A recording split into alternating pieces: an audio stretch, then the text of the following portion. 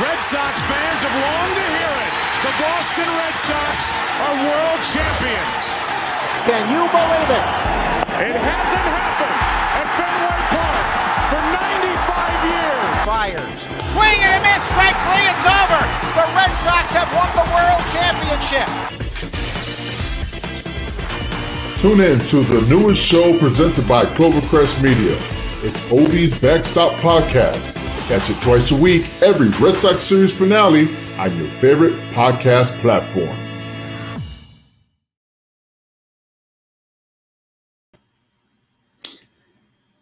We are live. What's up, everybody? Happy Friday.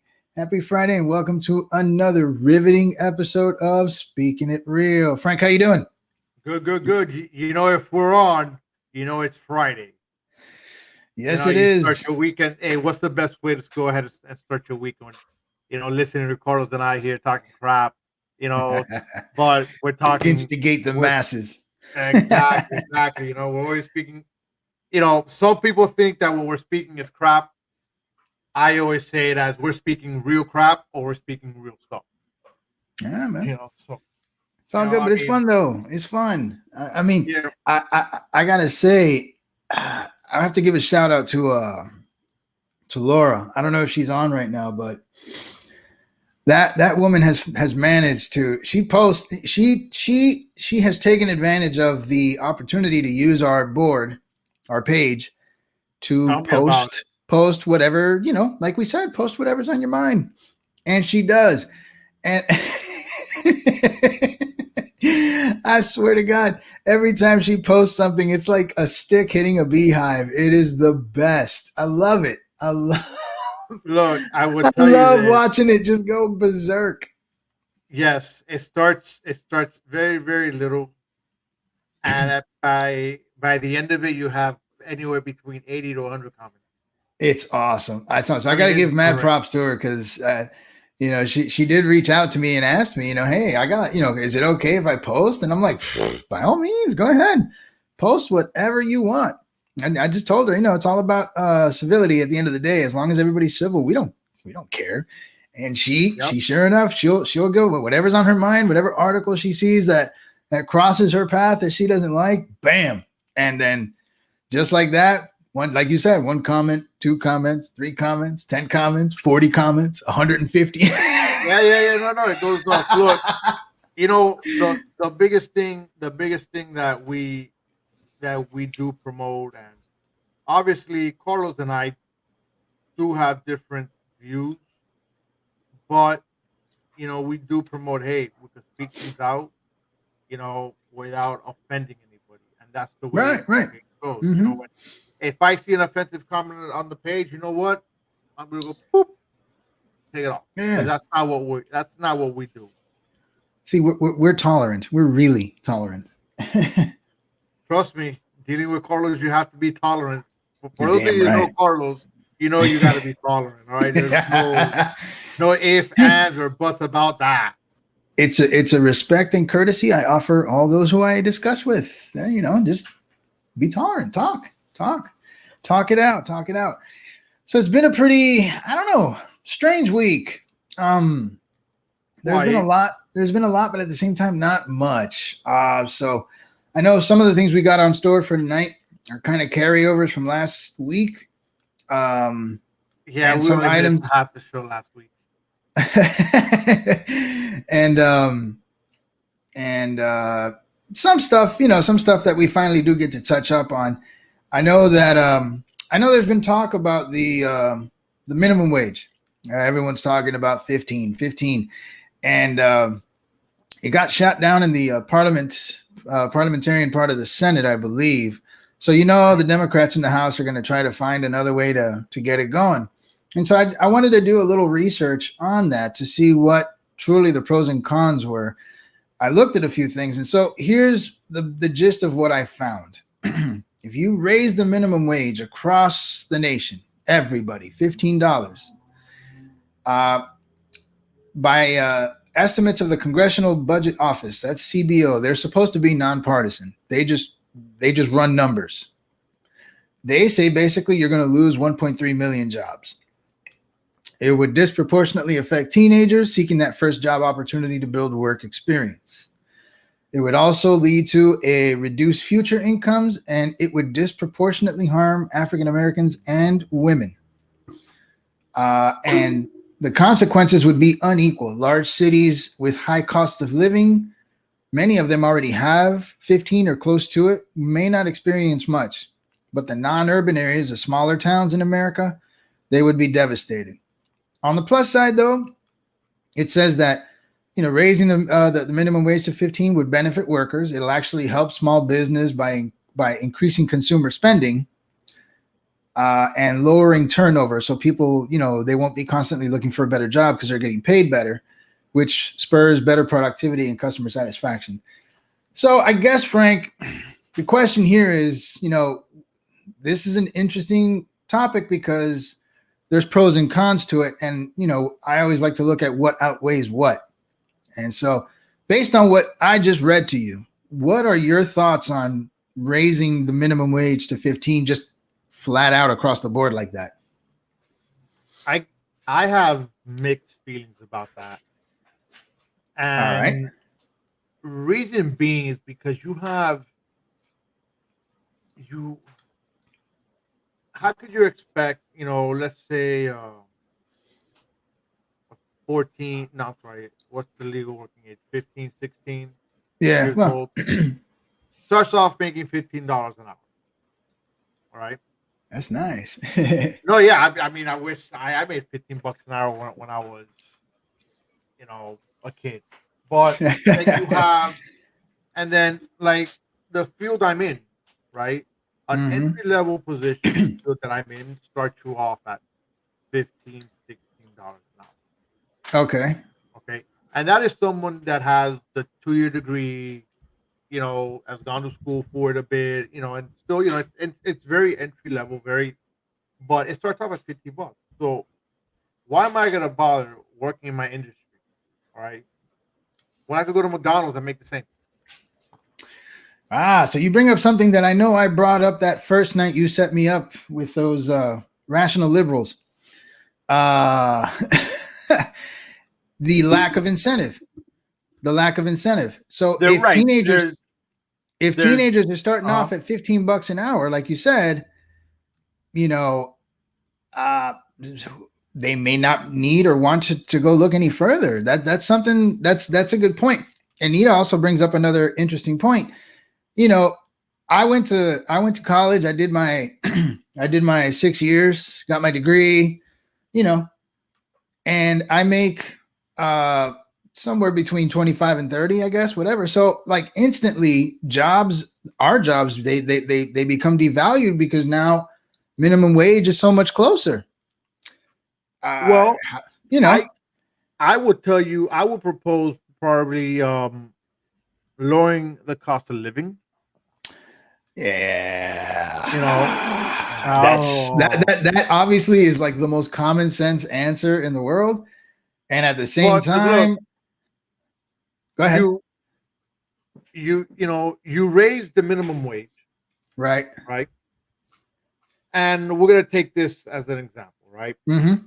You come in to my office.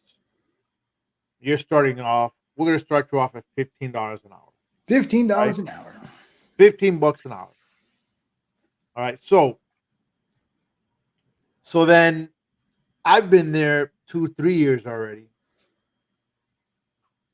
Why is he coming in at $15 an hour? Paying $17 an hour. You mean disenfranchising like the veterans? So right, like, you know what? I started at $10. I've been there 5 years. I'm at $15-$16 an hour, and now newbie over here starts. Then at you 15. gotta pay me more. I mean, that's the way I see it.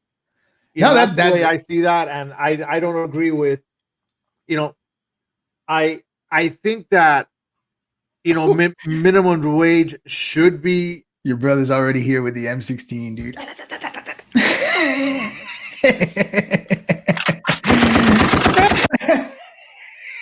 Love it. Go on, so when you look at that and you're just like, man, $15 an hour. I think if it's somebody that is, let's put 20, 21, 22.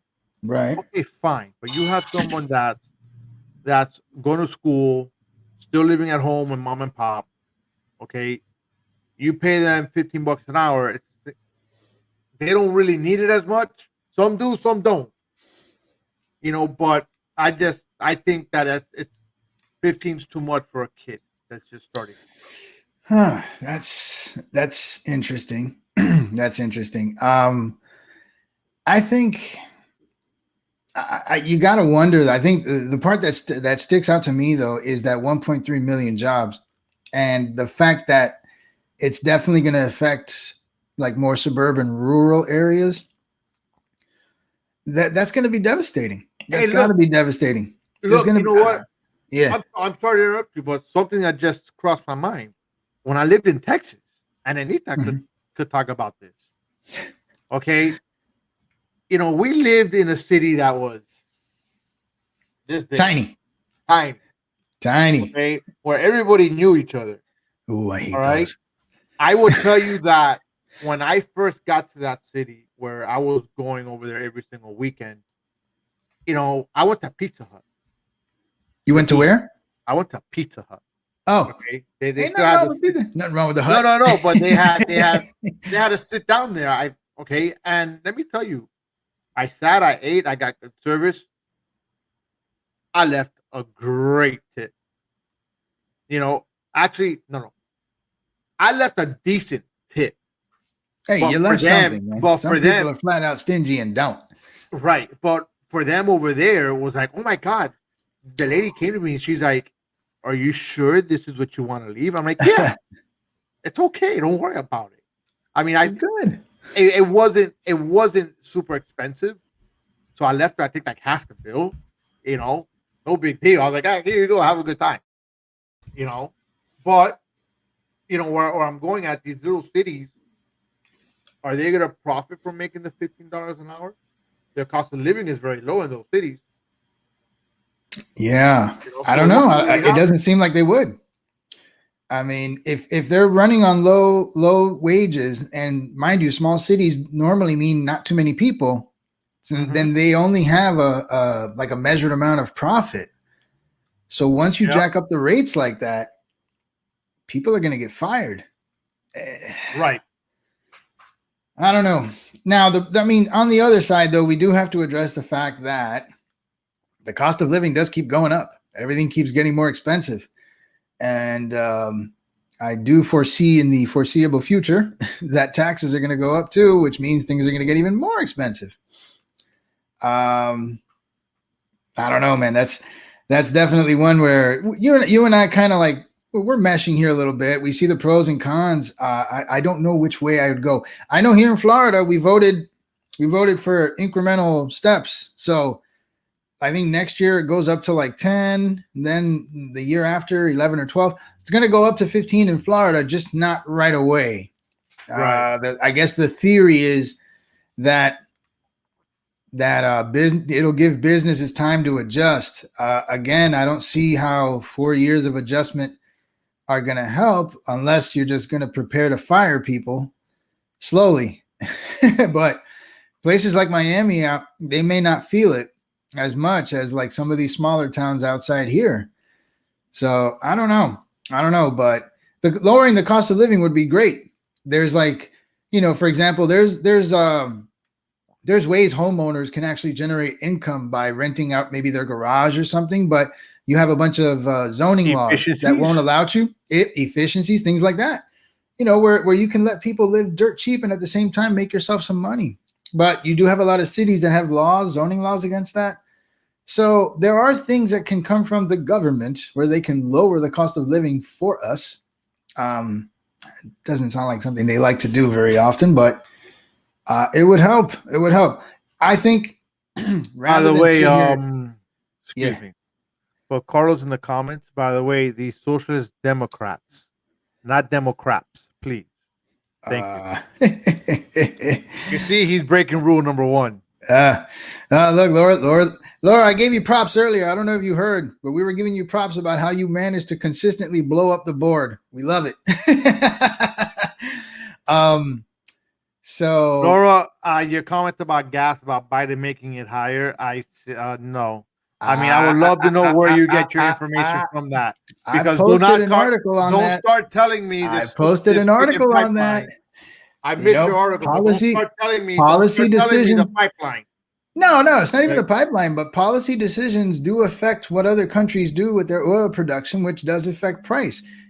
To say that Biden or presidents are completely immune to the effects of gas prices, that's not correct. That's not correct. They decide to do things, whether it's lower production, even cutting pipelines, which means you're going to lower production. Other countries will adjust, and that affects oil prices. So it's not a complete no. It's not a complete no. And I mean, so far we've predicted that they were going to go up, and they are. Now, at the same time, to play devil's advocate, we're entering spring. Prices do go up as we approach summer. I'll see when I get to summer, because like I told you shortly after inauguration, you and I, at least I haven't, I can't speak for Miami, but we haven't paid $3 in gas in 4 years in any season. So let's see what happens. But so that's the story with minimum wage. I don't think raising it like that is a good idea, at least not across the board. Leave the rural areas to themselves. Let them adjust accordingly. But if you're going to slap the whole country with 15, you're looking at 1.5 million lost jobs. Yeah. No, I don't know. That math doesn't work for me. That math does not work for me, man. So now we have to address the elephant in the room, don't we? Which one? Yeah, the one in New York. Oh, you mean Laura's friend? Oh man, Governor Andrew Cuomo. Oh Lord. So I studied the story. I looked at it. Oh, look at that. Isn't that gorgeous? American Crisis, Leadership Lessons from the COVID-19 Pandemic. What a douchebag. All right. Well, look. What? Stories going around where his aides were the ones writing the articles or writing the numbers. Okay. You mean the numbers? Right. Well, they're saying they were pressured. I didn't see that. Maybe that's true. Maybe it's not. I can't say. Yeah, no. Some of them came out saying that they were threatened. They were threatened. Frank, listen. I mean, let's just put this in elementary terms, will you? I got 3 groups of kids. Group A is allergic to peanut butter. Group B and C are okay. Let's give them all peanut butter. It's obvious. Like, how do you make such a boneheaded decision to... The reports were early. We were told early on that this will affect the elderly more than any other group or population. And that jackass decides to start stuffing COVID patients into nursing homes? Seriously? I came up with a little timeline here. I need, I want you to hear this, because this is very interesting. Not just Cuomo, but everything about it. So check it out. March 25th is when Cuomo issued the directive mandating nursing homes to accept COVID-19 patients. March 25th, all right? On June 9th, the Society for Post-Acute and Long-Term Care Medicine insists Cuomo is undercounting the deaths. So on June 9th, the first flare went off. Mm-hmm. I don't know how or why none of this was reported early on. Or maybe I do know why, but it's speculation. Well, supposedly... Listen, things leak, man. The media finds stuff out, and how nobody heard anything back then, I don't know. I did search. I tried to search for early reports of it, and the earliest thing we heard when it came to the undercounting reports was January 28th. So, but let me keep going. Between June 11 and January 28, he denied 5 requests of information from Republicans regarding the directive. So this is what he did in those months. Denied 5 requests. Then he announces he's writing a book that you just had the picture of that covers like the definition. There it is. The true definition of irony right there. He writes a book. All right. He wins an Emmy Award for his bullshit chats and his pretty PowerPoints that he was sitting there talking about, trying to calm America with his crap. And then suddenly on January 28th is when we first hear about the undercounting. All right. So the man's got like that's psychotic. We've already heard that he told his aides to hide the numbers. I've seen the reports. He sent, according to February 11, the AP reports that Cuomo sent nearly 9,000. Check it out, Frank. 9,000 COVID positive patients to nursing homes. Right. That was in early June, correct? Right. That's when he sent the directive. But like, I don't think we had a number until February 11. 9,000. How do you have the gall, the gonads, the gumption to sit there, write a crap ass book about your leadership, win an Emmy while you're basically, I'm calling it murder, dude. I'm sorry. When you're sitting there sending people to death camps and you're telling your staff to hide numbers, and then you want to sit there and accept an Emmy for leadership and for all that bullshit you were talking on TV? Amazing. Okay, that is borderline. That's borderline psychotic. Like how you can sit there and smile knowing that while you're accepting an award, thousands of people are dying because of your stupidity. I don't know. Okay. And then just the cherry on the cake, February 24. We first hear the reports about the sexual allegations. Frank, let me ask you a question. You and I are pretty, I'd say we're pretty observant. You know, we can kind of read the tea leaves. We see it on our feeds. You remember how loud and how boisterous and how much crap was made for crews going to Cancun? Yeah. Okay. I remember. You remember, right? It was all over. Everybody was, of course it was. Right, okay. Right. Do you feel that this story in any way, shape, or form has reached that level of angst and anger and fury? Yeah, I think it has. No, it hasn't. Yes, it has. No, it hasn't. Yeah, wait. No, it hasn't. Okay, so if it hasn't, why are we talking about it? We're talking about it because it's out there. Don't get me wrong. I'm not saying it's not being covered. Don't misunderstand me. It's being covered. Okay, I searched a ton of articles. There's people that are upset about it. Okay.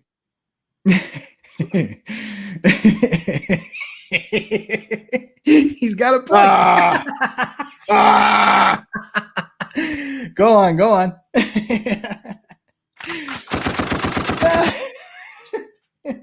So, look,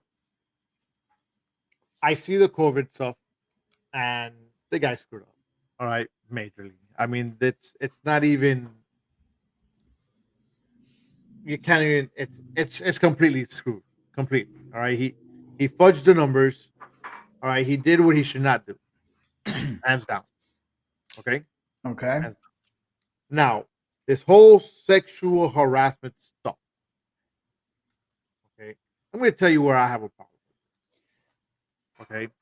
And this is not that he did or he didn't. Okay. Okay.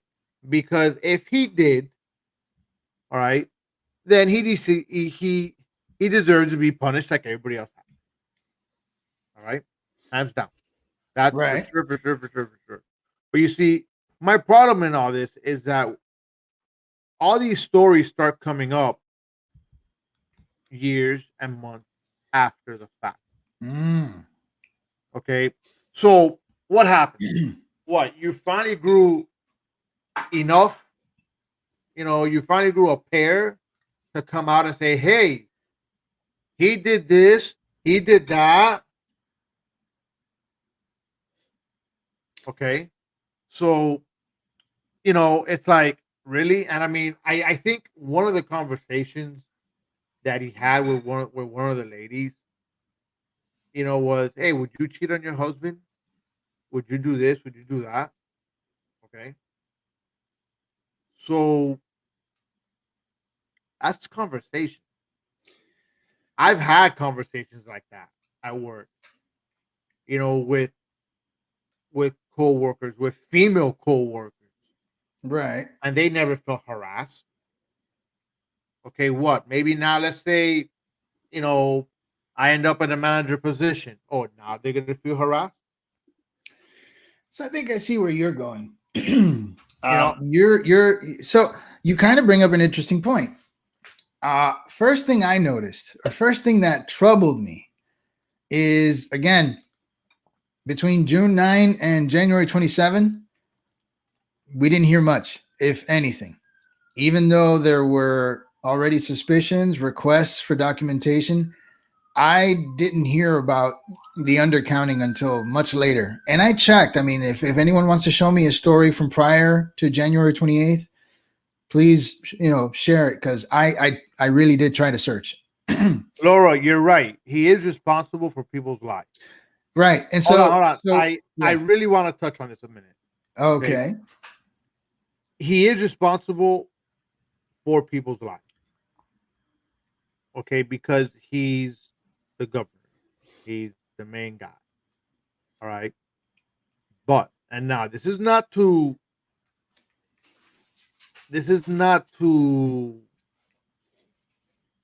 mean any harm. I mean, I'm not sure what words to use right now, but Carlos and I had this discussion the other day, I think on my way home or on my way to work, which, we're talking about majority of the people that have died due to coronavirus.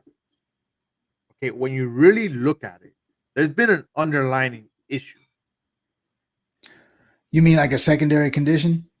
Right, a secondary condition. Plus, okay, every majority of the people that have died throughout this coronavirus pandemic, okay, there's people that have been classified as dying to have.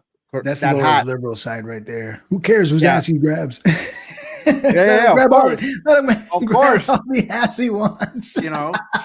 But majority, I've known people that have died throughout this pandemic that were classified as coronavirus deaths. And I would tell you this, they were not. So I get where you're going. But here's the thing that really creeps me out. We slowly started hearing about the numbers. We slowly started hearing about the decision and how that all unfolded. The aid started coming out. And so we were aware. But then maybe it's just me. This is my perception. This is how I saw everything. Nobody really got mad, or at least the fervor of the story didn't really hit peak until the sexual harassment charges came out. And I have to ask myself, not to minimize sexual harassment in any way, shape, or form, but sending 9,000 COVID patients into nursing homes and killing probably 15,000 people didn't piss you off enough? I don't, I mean, the story did hit. The story did hit. It's not that it was reported, because I saw it reported. I've looked back at at posts, and I've looked back online, and the story was reported. Now, did it get an extreme blow up? Probably not. No. Okay, yeah, but negative. Fine. But you know what? I guarantee you, finally get to do this. Nope, it didn't. I guarantee you, Fox reported the crap out of it. They probably did. Okay. Okay. But I mean, so watch. Fox. So COVID deaths is not political. Okay. Hell. Of course they are. Everything nowadays is very freaking political. It's not even COVID deaths. Yeah, because I know CNN and them love to attack DeSantis every time he farts the wrong way. I get it, but we're not just talking about, bad policy, you left your state open, your numbers are high. That was criticism that was levied across the board. We're talking about a man who made a decision to literally, there's just no other way to say it, literally just start killing the elderly population in New York. It's just it, and you have to ask yourself, what, did he have motives? There are quite a few. I can tell you one right off the bat: pensions. You know how many of those elderly people are probably getting pensions? Dead. Yeah, but you know what, man? You know what? I would really hope that that's not the case. You'll never admit it. We'll probably never know, but it's a great way to alleviate your state budget. Kill the old people. Of course, but I mean, let's not even think about that, because that's just you damn sure. You should not think about it, man. That's a possibility. These psychotic ass politicians, man, they're crazier than you probably think. Again, like I just said, the man wrote a book and won an award while he turned his nursing homes into freaking slaughterhouses. How could you not rule in the possibility that he's absolutely nuts? Plus, his dad was governor. His brother works for CNN. I mean, in his mind, he's probably got all sorts of connections, and he's invincible. His brother did say that he's not gonna report on his brother. I can't report on my brother anymore. Yes, that's exactly. He did say that. And it was funny enough because all he did was talk about how a giant Q-tip could fit in his nose. Cuomo, his brother's an idiot too. Go ahead. Yeah. Oh my goodness, here we go. Q-tips in the nose. No thanks, man. That doesn't feel good. That's a Cuomo thing. I don't know, man. And so I and the other thing, and it's something that needs to be discussed. Again, one should never minimize, sexual harassment claims. I am not one of these I believe her types. I believe in finding out the truth and then making a decision. Mm-hmm.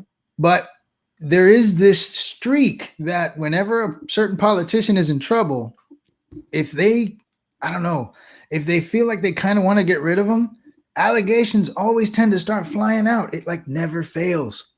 Again, it never fails. Okay, again. And that goes back to what you were saying. Point. Yeah, that goes back to what you were saying. Mm-hmm. Okay, how is it? Oh yeah, he grabbed me by the pussy, or he grabbed my tits, or he grabbed this, or he grabbed that. But oh no, it happened 3 years ago. Well, it happened 20 years ago.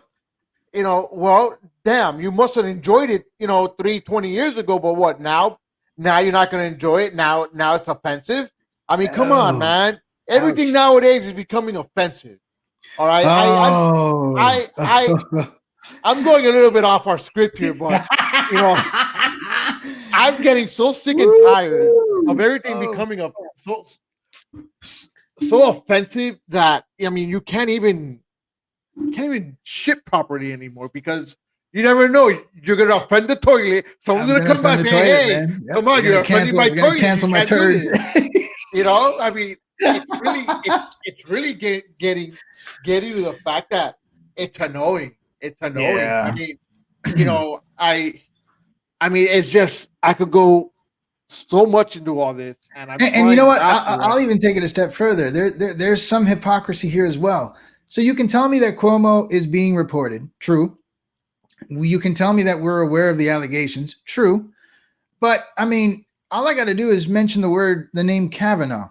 And I think you can see a very stark difference in how they treated his sexual allegation, which I'm just going to be frank. No pun intended. Yes. That was the worst thing I've ever seen. I mean, first of all, trying to get a man in trouble for something he did when he was 16, and then parading a woman who literally had zero corroboration. That means everybody that they interviewed could not say that they remembered what she was talking about. And yet they ran that shit to the ground. All right. But Cuomo kills a bunch of nursing home patients. Then he gets hit with sexual allegations, and I hear crickets. Sure, it's being reported, but I hear crickets. No, it's not that many crickets. Look. Do you remember the circus when Kavanaugh was going through his thing? Honestly, no. Oh my God, dude! Go ahead and look it up sometime. Just It was awful. That had to have been the most dreadful thing I have ever seen. Dragging that man through the coals like that. I remember he had to sit there and bring that sorry little calendar where, you know what? God bless him. I wish I had documentation skills like Kavanaugh did. At 16, he's literally marking everything he did on a calendar. Like, what? But he had to dig that far back just to clear his name. And then between the Me Too's and the Believe Hers and whatnot, that and yet Cuomo here and yeah, some sexual allegations, and then again, after killing so many people, it's the allegations that really turn the volume up on the story. This stinks all the way around, and then. Yeah. You know, so when I say that there's media hypocrisy and people are like, yeah, it's not true, I'm like, you got to be out of your goddamn mind if you can't see that. I think it depends on what side of the media you're looking at. Oh. To be honest with you. I think both sides. I think both sides report what they want to report. They do. They do. I'm not going to argue that. I'm not going to argue that. But when we're talking about this kind of severity, oh Jesus! Listen. This is a sociopath. Okay, but did Fox watch this? And I'm gonna throw Trump into this a minute. No, did Fox, again. No. Yeah, of course. No. But I mean, it's gonna go to the point that I'm making. Okay, go ahead, man. You know, right now, when back, before Trump was elected, or when he was about to be elected, or after he was elected, whenever it was that happened, where it came out, oh yeah, I'll grab her by the pussy. Oh, you remember that video that they brought out? Yeah, okay. Okay, mm-hmm. All right, that came out. Right. CNN made a very big stink about it. CNN? Just CNN? Yeah. Oh, dude, everybody made a stink about it. CNN. Everybody. Not Fox. Even Fox did. Fox mentioned it too. No. Okay, right. It was Fox did it too. Okay, it was. It was mentioned. I'm not saying it wasn't mentioned. It was mentioned. Okay. But what I'm saying is they didn't make a real big deal out of it. They did. I mean, no. Yeah, they talked about it all the time because it had to be talked about. So while he's going through the election process, naturally, the conversation is those comments are going to wreck him. And that was across all the networks. But of course, the as Laura put here, the nonpartisan networks. Yeah, okay. Man, that's all you heard. And you know what? I'll even give you a better example. And it's my favorite one because it highlights the ultimate bullshit, which is Russia collusion. Dude, that's 3.5 years of telling us that something happened that didn't. That was just a lie. All right. And so that shit got coverage like, we all got our heads beaten with that. And none of it was true. All right. Was there some? Yes, but he had nothing to do with it. And no, you're right, Laura. Fox does not pretend to be bipartisan. They're completely right. Except Brett Baer. That guy's straight. I like him, and he's pretty down the middle. If you ever watch Brett Baer, Frank, you'll see what I'm talking about. He just reports. I'll watch him. He just reports. Other people, yeah, absolutely. I'll be honest. I've gotten tired of watching Fox, watching CNN, because you know what? They're all bashing one another, and you're not really getting, good news. You're just getting a bash. I'll give you that. Another. But I'll give you that. I do want to tell you guys something real quick. You guys out there that are listening to this on your platform, please, if you like what you're hearing, no, you were right the first time. Share us with your friends. That's fine. Share us with your friends. Share us on your Facebook. Make it public. Let people know that Speaking It Real is the top show to watch, the top podcast to watch. We're on Apple. We're on YouTube. We're here on Facebook. We're on the social media platforms. We're on the podcast platforms. Look us up. You're gonna find us. You know what? Just share us. So we could get it. Absolutely. Yes, Angus. Charles, you're absolutely right. I did get tired of Fox and CNN. Obviously, ESPN on the way. That's my sports dude. And by the way, guys, now. I do know lately the past couple of weeks we haven't touched up on sports. We're gonna start touching up on sports again. There's just been so much going on with all the politics Well, and to be everything going fair, on. sports are kind of quiet right now. I mean, I think basketball is just getting underway. Their hockey's just getting underway, and there's NASCAR. Baseball is now entering spring training, so we'll start touching up on that. I mean, I got my teams. I've been so busy. Honestly, I haven't even really had a chance to check out who's winning what. So we'll start getting into that. No, We'll start getting into definitely. You know, all right. Well, I mean, man, that was a healthy chat there on Cuomo. I think he's nuts, but and I hope he gets his. Definitely. But he's gonna fight it, dude. He's gonna fight it, and if he stays, I'm just gonna come back here and smile and say, "I told you." they protect their own, man. They'll find a way to keep him, and he'll find a way to stay. So, being that it's 9:45, Frank, I think we have room for one more. And this one, no. Yeah, I know which one you're gonna talk about. We need to deal with it. For all you Coca-Cola drinkers, you know, we're gonna hit a real quick commercial where, you know, one of these podcasts that are on our CMG group, listen to it, and we'll be right back with this one. All right. Welcome to Ivy League Murders. On this podcast, we focus on cases affiliated with the Ivy League, exploring the darker side of higher education. What happens when genius becomes evil? My name is Sarah Alcorn. I'm a Harvard graduate, and I've been a private investigator since 1999. Join me and longtime crime diva Laura McDonald for Ivy League Murders. All right, so we're back. I gotta say, that is probably one of the most unique topics. Go get some more water. Unique topics I've ever heard of, like Ivy League murders. That sounds so cool. And the truth is, Ivy League schools do produce a bunch of sociopaths. So I'm sure Laura has a ton of content.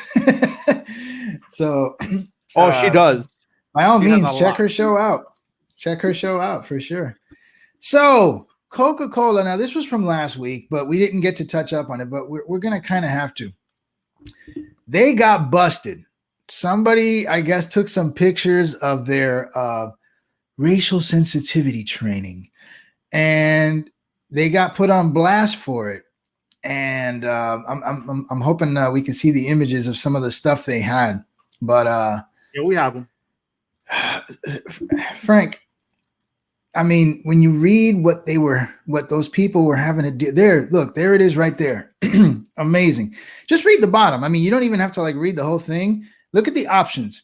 White people, what are you willing to give up to have racial equity? And BIPOCs, which is like a new hip term for, I guess, us like darker folk. What do you need to gain to experience racial equity? So it's like it's the ultimate you give and I take scenario. And this is how they plan on achieving some kind of equity and diversity. Look at this. Oh, this is the best one. Thank you. Read along with me, folks. To be less white is to be less oppressive, less arrogant, less certain, less defensive, less ignorant, more humble. Listen, believe, break with apathy, and break with white socks. Frank, let me ask you a question, bro. Do you mind being less Latino for me, please? Can you be less Latino? Can you stop being so Hispanic? No. How is that not insulting to the nth degree?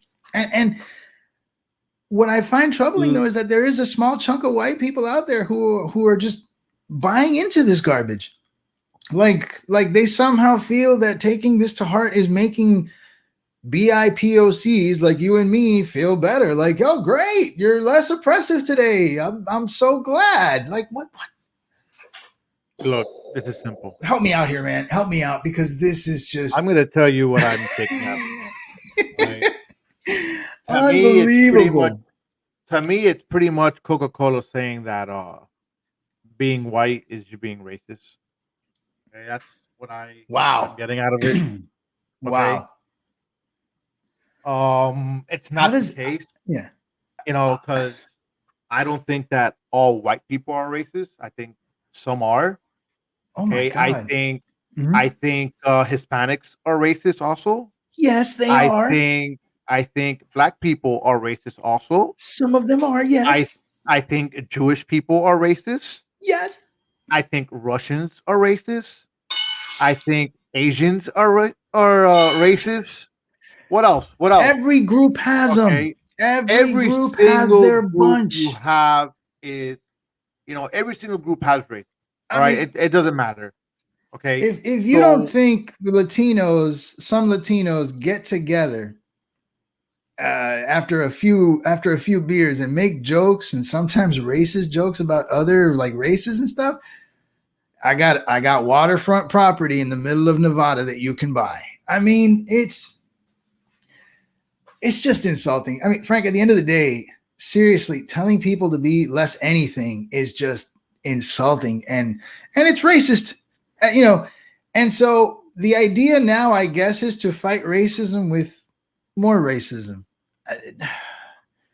I don't. I just, to me, Coca-Cola, and I used to love drinking Coca-Cola. You know that, and I don't. I'm not gonna drink it no more because I think they're a piece of shit. That's I just actually I asked, the only thing that I'm gonna use Coca-Cola for is to clean the battery terminals on my car. All right. Imagine that.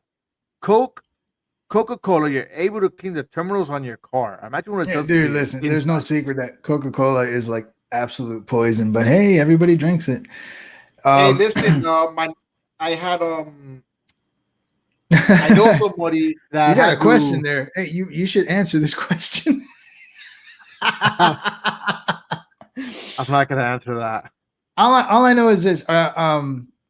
Before we change topic, Frank, we this whole white guilt nonsense needs to go away. It's not helping anybody. And honestly, I mean, I guess I can't speak for all BIPOCs.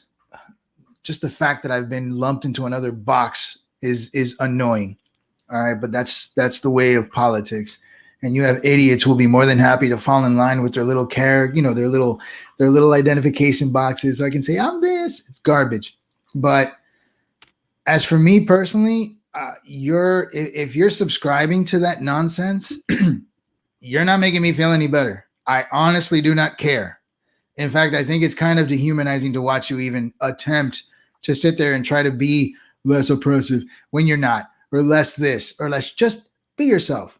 If you're an asshole, I have You're ways an of dealing asshole. with If you're an you. asshole, That's be an it. asshole. That's it. That's it. But this whole whitewashing of white people and you must all be less X, Y, and Z. Take that shit somewhere else. I'm not buying it. And if you are, you're an idiot. And I'm sorry. Go on, Frank. I just gotta clap you up, Carlos. Very well said. Look, it's just like that. I don't. It's Coke's racist. I mean, there's nothing left to talk about Coke. I mean, I'm gonna drink Pepsi. You know, I haven't seen I can't them. stand Pepsi. Listen, you gotta go. Hardcore, like ghetto, like we used to drink back in the day. You drink Royal Crown, RC Woo! Cola. Hey, That's and I'll right, tell you something. RC RC Cola. Cola is real good. But I think It was. RC Cola was made by Coca-Cola also though. Oh You gotta take a man, look at look, that. I'll have to make an exception because Yeah. I can deal with RC. I can deal with Yeah. RC. And if you're So, Hispanic, then drink Iron beer. That's it. yeah, exactly. Look, we're gonna talk about what my wonderful brother earlier in the show came off saying. What was it? Iran or Syria? Yeah, Biden. okay. I was gonna say I thought we were gonna make it 1 week without you and some friend or family issue, but here we No, are. no, no. You know what? I actually, therapy with Carlos this week was canceled because Frank didn't go through any issues.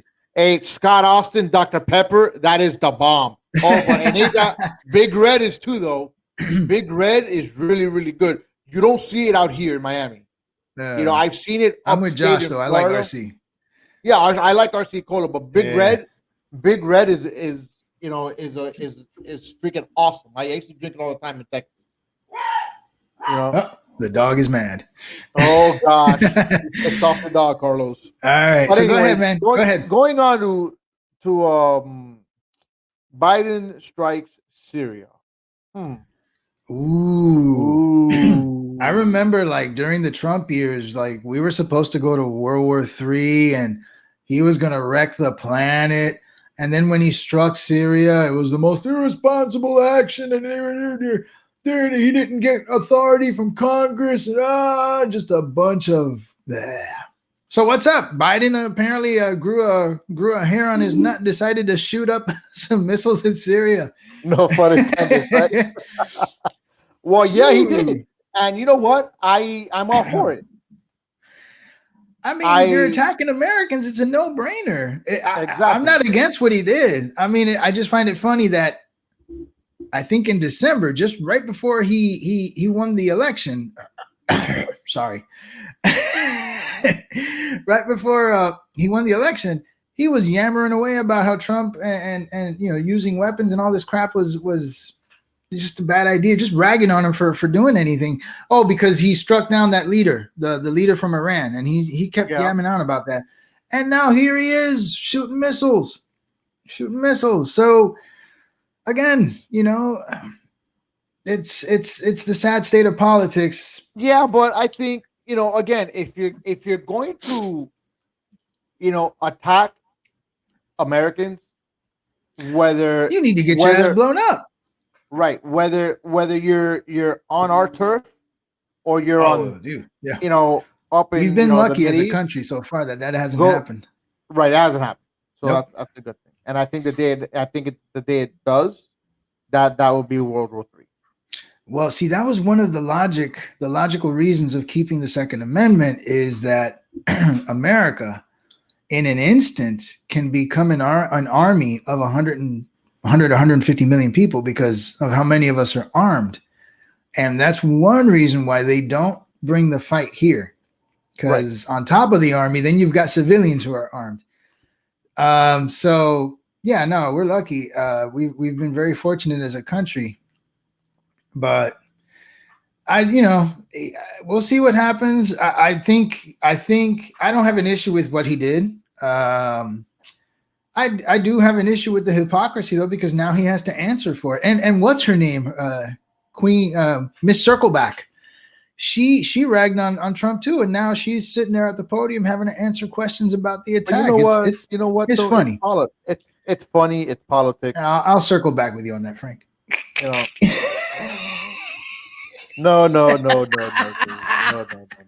But you know what, man?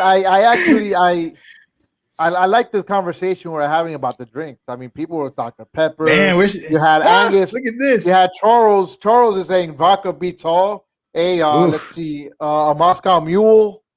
So can't beat that. All right. I'm hoping everybody in this board has at least tried Iron Beer. If you have not, you must. Mateba's good too, man. But I mean, Iron Beer, that's the cream of the crop. There's like the trilogy of Spanish sodas. You had Iron Beer, Materba, and Jupiña.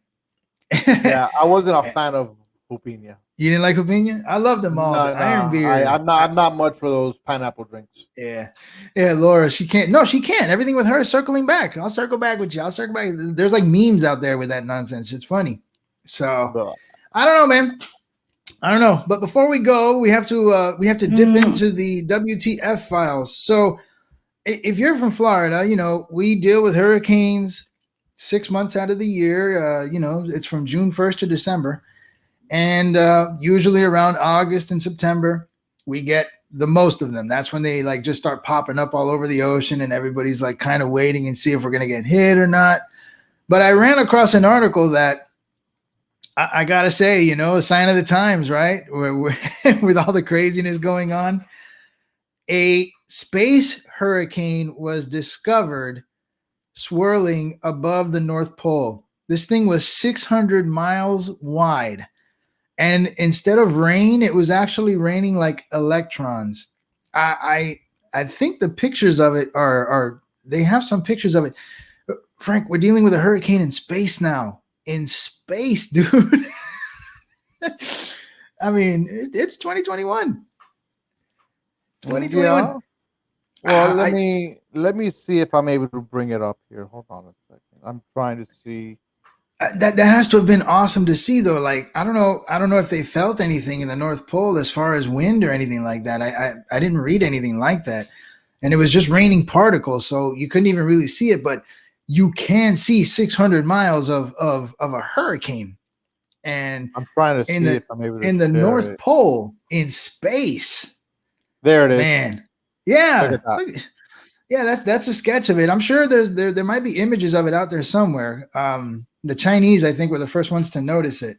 So, hey, Obi, what's up? Murder hornets. So I gotta say, man, I mean, we need to keep an eye on things. I don't think it has diddly squat to do with climate change, or at least not the human problem. Climate change is it exists, but I don't think humans are the main issue. I think it's just always been happening. But I have to say, it is kind of unique that we have a hurricane forming in space now. So, hey, grab your Bibles. You know, another thing that really has me a little bit flustered also, What does? let's see if Chase here could share. I gotta share my screen again here real quick. I just this I saw this on Facebook actually. My friend Dana Murphy put it, Oh, and it's I posted it on my page. Come on. well, I mean, go ahead and describe it. So You had an earthquake. it's Charlie Brown sitting up against a tree. Oh, I've seen that Right. picture. Go ahead. Right. It all started with bicycle helmets, and now it's everyone gets a trophy. Mhm. Kids don't know what it's like to feel pain when they do something stupid. Stupid should get hurt. True. And so I think that's a large reason as to why you touched base on the whole cancel thing before. and the truth is, I would love to dive into that, but I know time is a little short for this week. But I'm sure our members here would love for us to tackle Dr. Seuss and all this other crap about things getting canceled. Like rather than deal with stuff, learn about stuff as ugly as it may be, they'd rather just get rid of it. Like, and that makes zero sense. Zero sense. But I even found out today they were thinking about canceling the movie Psycho. I made a joke about it on my feed. Like, Psycho, really? For what? So I don't understand, the way things are. I mean, how do I put it? I understand how things are. I just don't get it. To me, it's Generation Z. Okay, it's just so sensitive over anything.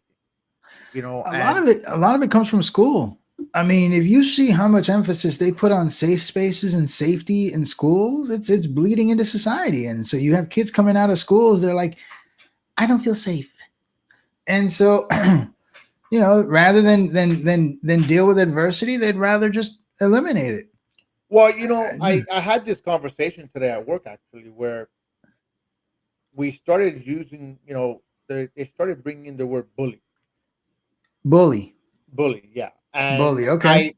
I just went about and I told him, I said, I'm going to tell you what I told my kid about saying the word bully.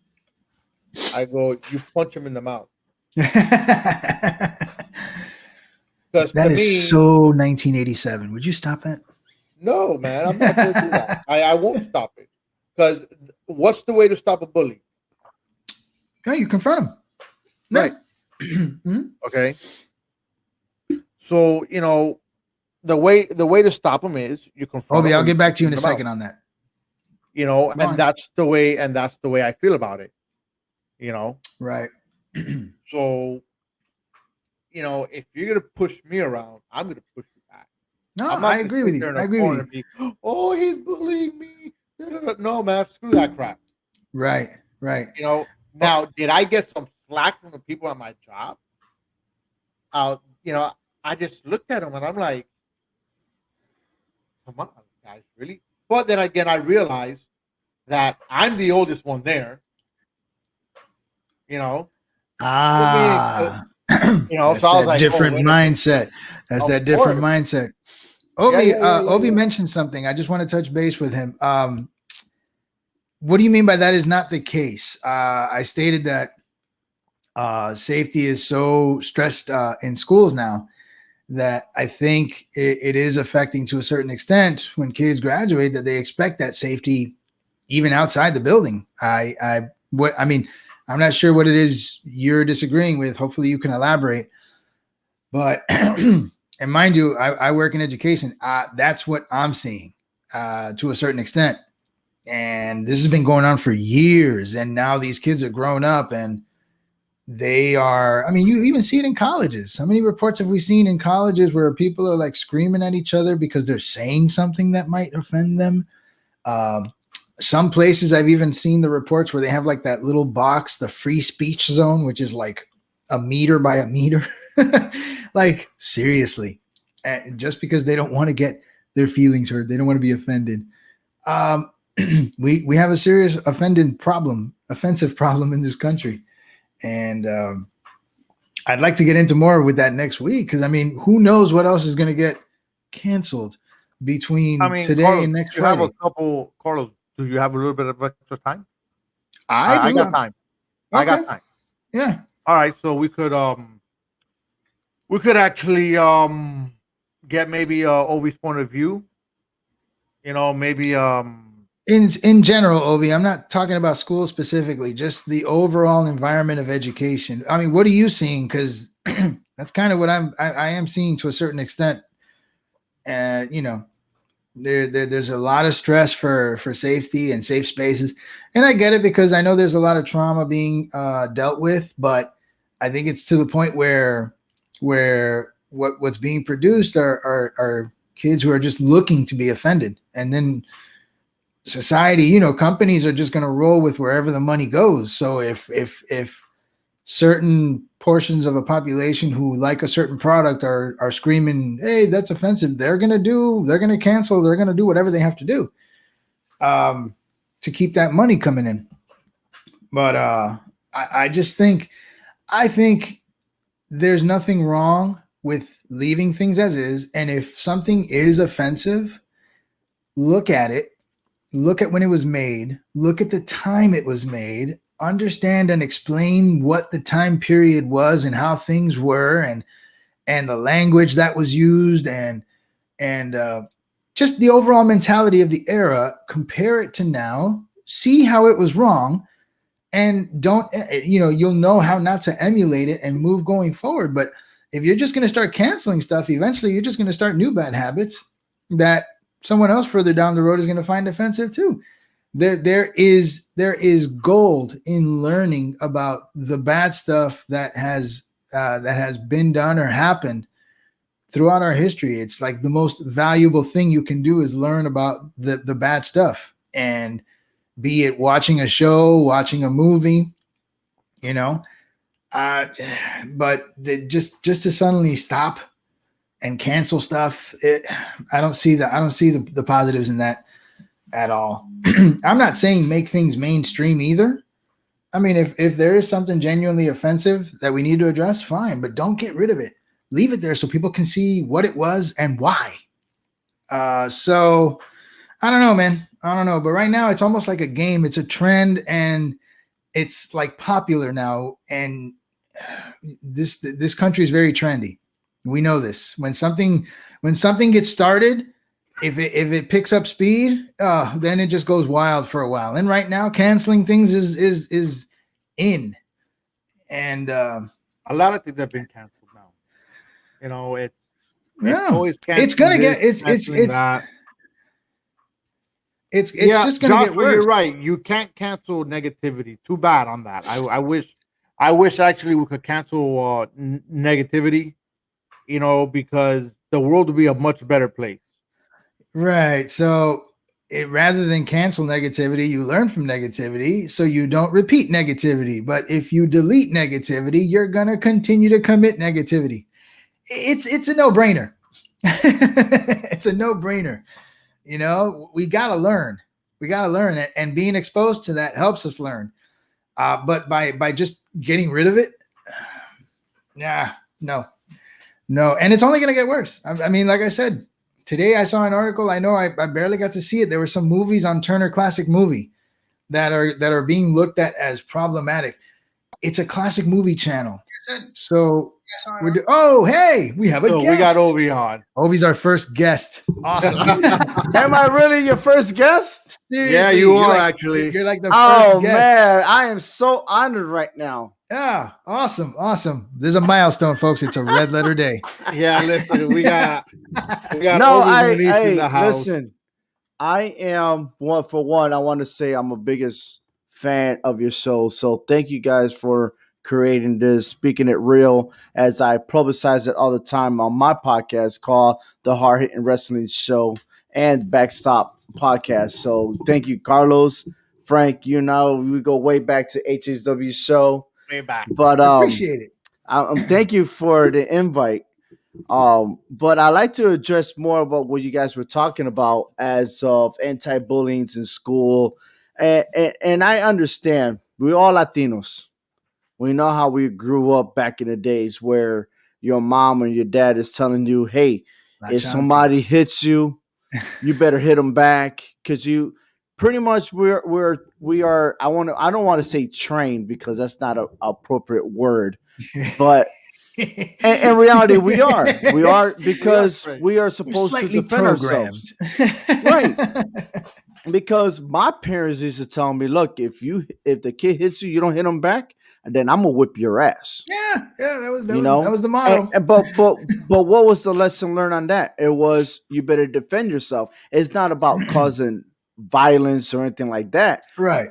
Because one, if you don't step up to the plate, they're gonna continue bullying all the way until there's no return. Right on. Right? Mm-hmm. Yep. But now as an educator, I kind of understand why they put that in the platform.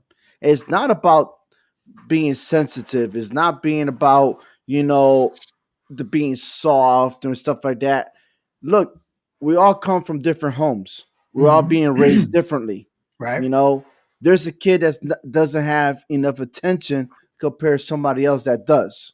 There's a mixture of things. Right. So when you educate, the only focus is we have to try our best to reduce conflict. Yeah, that's fine.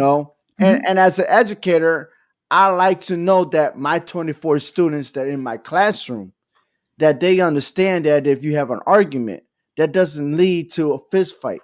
It doesn't lead to something more greater than that. It's all about listen, sometimes you got to pick your battles. And that's the bottom line.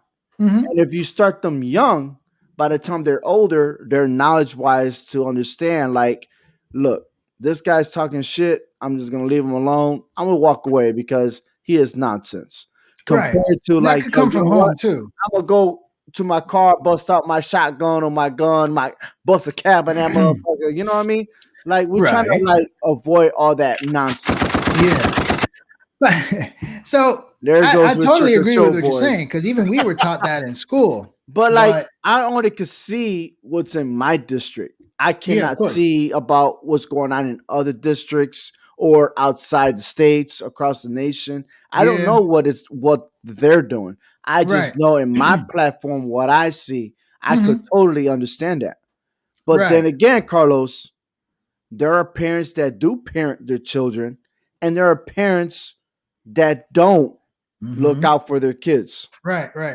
And we're in a pandemic. We've been in a pandemic for almost exactly 1 year. Yeah. And I see, whether you're in Google Meet or you're on Zoom. Yeah. I could see where the parents are all focused on their kids, making sure that they're getting educated, to the parents that are they're gone. Are you not controlling your kids? Right. Mm-hmm. Especially elementary, kindergarten through 5th grade, in which they need that education. Right.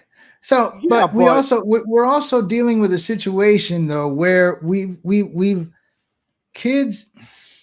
I guess I'm just going to say it like this: a lot of our youth, and not just now with the pandemic. I mean, Obi, this has been going on for years. I totally understand where we have kids who have lost the ability to understand what losing feels like, what defeat feels like, what struggling to win feels like, participation trophies.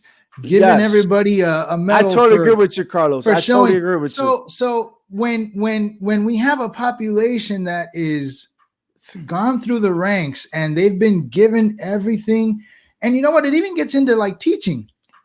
I don't know how you feel, but I mean, I remember when we were kids, you needed at least a 94 to get an A. The grade range has been 94. lowered. What school did you go to? Man, that's the way it was down here. You needed you a get 94 to get an A. You get a 90, you get an A minus. See, no, you got a 93 Carlos, down I here in think- Florida. You got a B.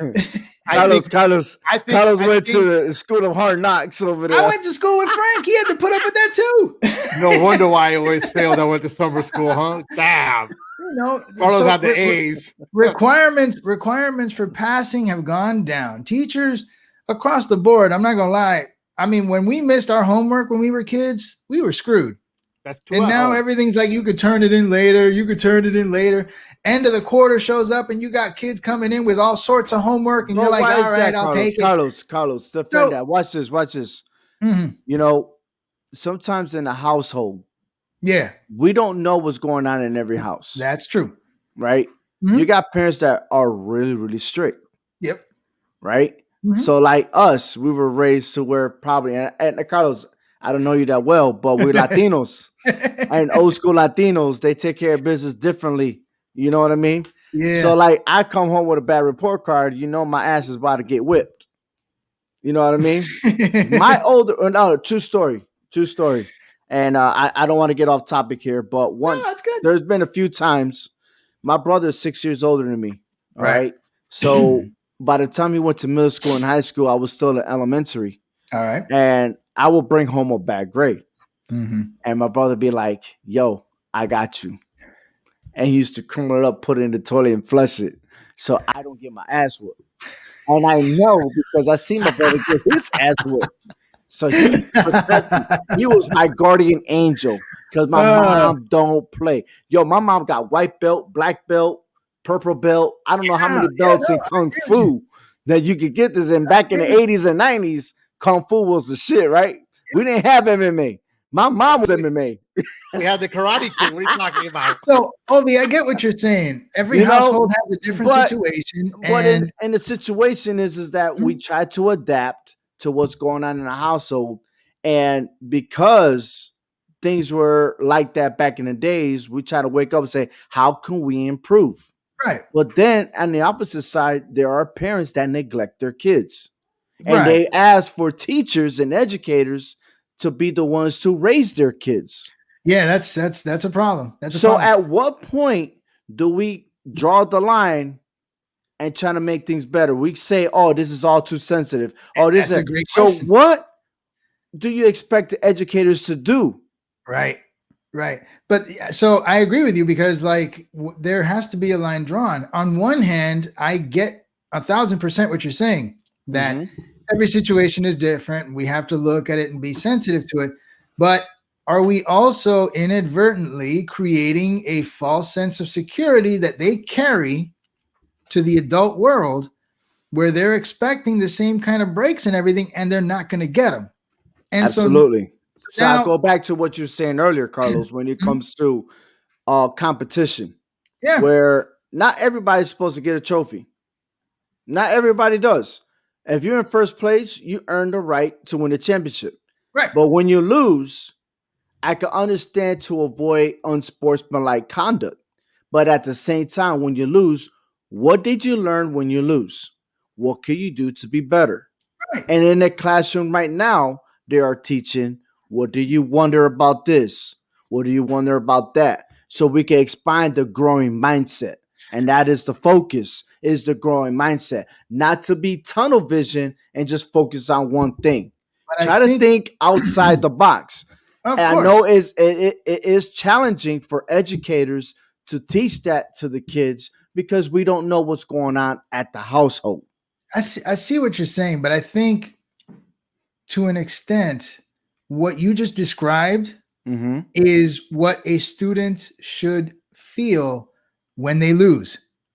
And They should It- they should it- feel that. They should feel like, it. damn. Feel the look- pain of the loss and Right. then develop the motivation to do everything you just described. think outside the box, come up with a new idea, a new option, strive. Absolutely. And that's what we're teaching in the classroom. Are we though? I mean, we've been doing so much participation rewarding that I think we've watered that down. I think in the past decade, you see that. And I also see how things are changing to where reality sits place. But that takes time, you know? But at the same time, let's not blame all that on the educators or the education system. No. Because at the beginning, everything starts at home. What's mama and daddy doing? Or who's what is the caretaker doing? Because not every time you could say it's mom and dad, because not many kids have mom and dad. Right. So what are they learning in that household? That's important. So, I mean, you start blurring the line then. If things aren't happening at home, then the school does become the parent. Absolutely. Right? That's what we said The earlier. school is also where the participation issues are happening to a certain extent. It's a no-win situation, and this dialogue we're having, it's brutal because you can find issues everywhere. But on one hand, and it's a win-lose. So, like on one hand, you're right. We do need to take things into account. We have to worry or at least consider what student A, B, and C are dealing with because each household is different. On the flip side, a lot of what we're doing to accommodate student A, B, and C is slowing down that drive to strive for better when they fail. It is a consequence of us trying to be careful with individual situations. And I'm gonna throw you guys a curveball right now. I'm gonna throw you a curveball right now, Frank and Carlos. You ready? You guys, let's go back to when you were students. Let's go back to elementary. Let's go back to middle school. Let's go back to high school. Already shaking. Not about what the things you used to do off high school. See, Carlos laughing already. Let's look at the education in the classroom. All right. How many Latinos or Morenos, Morenas, whatever you want to call it, minorities, were your teachers? Can you count? One. Quite a few. I'm gonna tell you right now. I had zero. I had one in high school. I had one in high school. Actually, no. I take it back. In middle school, I had two. I had two. Okay. One was my math teacher in middle school. The other one was my Spanish teacher. I don't know. I had my history teachers were African American. My science teacher was African American. A couple of my science teachers in high school were African American. My biology teacher was Latino. I had quite a few. Okay. Yeah, I did too, though. I had quite a few. Start here thinking about it. So, I mean, it could be also because it's a Florida thing. That's the thing. So. It could very well be. Okay. Look, Carlos and I went to. Yeah. Go ahead. Where I'm at, we're trying to change the culture to where more minorities are becoming educators because we can't relate to the students, especially the youth. You know what I mean? So, Charles. No, put that comment back. That was super. Agnes Charles says, I had the Spanish teacher, and she was fine. Yeah, You know what? We need to cancel him. Cancel him. All right. Don't get me in trouble, Agnes. Don't get me in trouble. Mira, cancel him. ¿Qué pasó? Mira, no diga eso. But anyway. But you see, I think, it all depends on your location, on where you're at. Right. And exactly. But most educators are pure white educators trying to teach minorities. We're always looking for role models. We're always wondering how many students do you think that they go and misbehave and the teacher say, you know what, go to the office. But you know what I mean? Now they're losing time to get educated, right? Instead of being in there. Because if this teacher understood that student from our culture standpoint, then they know, this is what's going on. Maybe I could address it in a different way. Y'all laugh. No. I'm laughing, but it's a fact. I'm laughing at Charles, the comment, because I canceled. I'm not laughing at you. Ovi, I find what you said interesting, and I think at this point maybe it's a mindset issue. Many people think and feel the way you do, and there's nothing wrong with that. But to me, any teacher should be a role model, regardless of race, color, or creed. I don't put too much weight, me personally. I don't put too much weight on the color of the person or the race of the person who's up at the chalkboard or the whiteboard. To me, anybody up there is a hero, especially in today's environment. But I get the. I'm glad that you mentioned today's environment. So I'm gonna give you something else. All right. And I was speaking to, matter of fact, a few minutes ago before I came on here, I was talking to a bunch of friends of mine at the bowling alley, and we were talking about how things change with this pandemic. So some schools have Zoom, and some schools use Google Meet and everything else. And so the true colors come out. Right. And as an educator, you get to see what's going on at home through the video, right? And you got some that their parents are right next to them saying, you're going to get your education. Yeah. But then you also got kids that they just leave them alone. Oh, here's your Google Chromebook. Do your thing. And then they just off in their business like they pretend that they're still in school. But what happens? You know what? Well, what happens? They're out still watching TV while the education.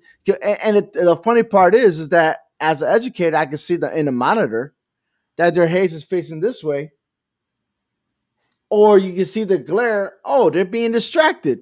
Right. Where's mom and dad? Where's that buffet? Okay. Where's this? Where's that? But you know what I'm going to tell you. I'm going to tell you what happens. Like in my household, I leave. You know, my child at times is home alone because I have to go to work. If he's in my house, you know, he's here with my girl. You know, well, not no more because now she's no longer working from home. So if he has to do homeschool, he's gonna be home alone because we have to work. We have to go into the office. I can't just sit here at home and work from home. No, my job says no. There's none of that.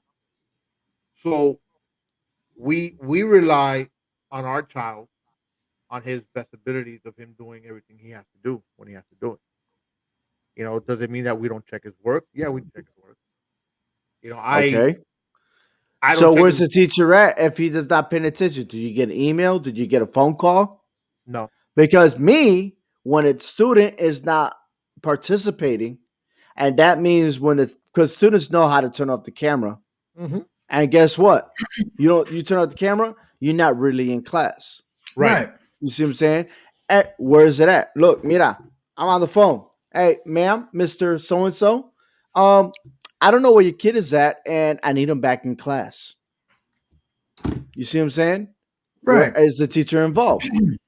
You know what I mean? And it goes, there's a lot of factors to it. But at the same time, the priority is the education, right? Where we draw the line to where the parents are held accountable for. Then when you start blaming on the teachers, and then you talk about sensitivity and if and that, everything starts at home. You're right. The teachers are to blame when the they teachers don't. Are not to blame. No. Listen to what I'm saying. The teachers are to blame when they don't report the inconsistency of the child. Okay, because again, I'm not home to see what my son's doing behind the computer. You being the educator, you being the teacher, you see it. Okay, so to me, he could still be doing all his work. Okay, but if he's not physically on that Zoom where he should be, I'm not gonna know. So then, whose job is that? Is that the parent? No, that's the teacher to say, "Hey, Mr. Cuesta, your son was not in class today." But I just specifically tell you that when the teacher communicates with the parents, but you know what I'm saying? It's when the teacher communicates with the parents. But the teacher sometimes will report it to the principal or whatever it is, and then when you get that letter in the mail, and then you be like, "Oh, okay," but is it really all on the teachers? No, it's because not. Even the teachers itself, I don't know. You got teachers that still are struggling how to work around with technology. Let me just make sure I clear something up.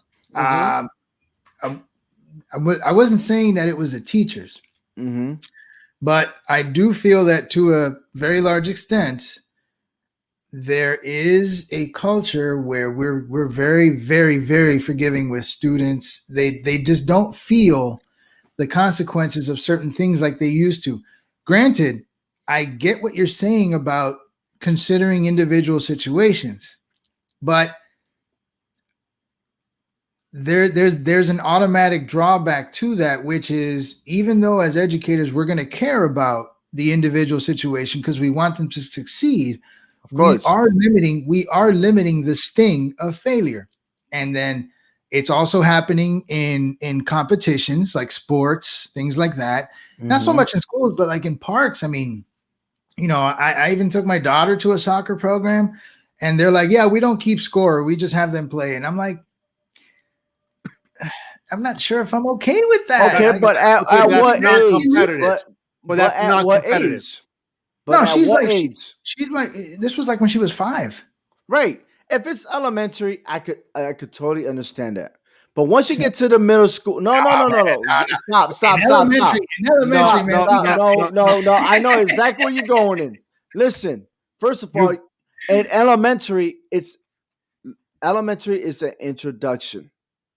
It's not about competition. Elementary, you should never treat that as a competition.